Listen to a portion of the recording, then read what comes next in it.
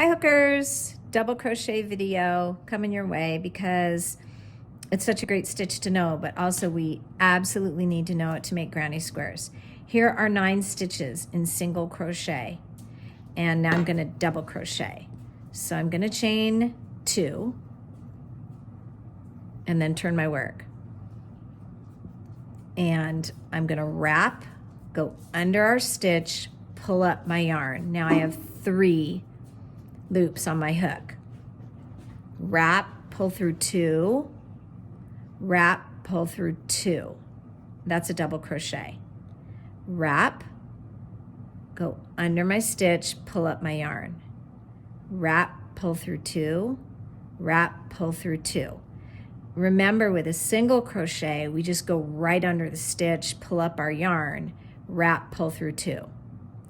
With a double, a main difference is we wrap first. So with a double crochet and a half double crochet, we wrap. Wrap, go under both bars, pull up my yarn, 3 on the hook.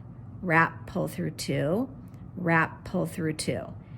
And what you're going to notice, I'll just go to the end here of my stitches, is that a double crochet covers more real estate, so to speak, than a single crochet. It is a longer bar, and I've got 1 more stitch to go. Here's a little trick on that. Let's say I wasn't sure. Do I have another stitch? Don't I have another stitch? This is common, like, yikes, what's happening?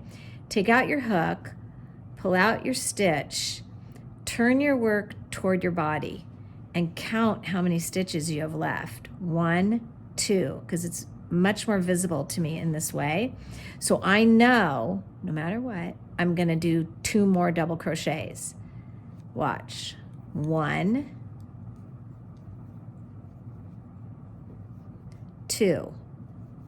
That's how I know I'm at my end. See? It will never fail you if you count your stitches like that. They're pretty. They're just these long bars. And we get that effect because we wrapped first before we went into the stitch. Okay, and again, if I wanted to count my stitches, voila, turn toward yourself.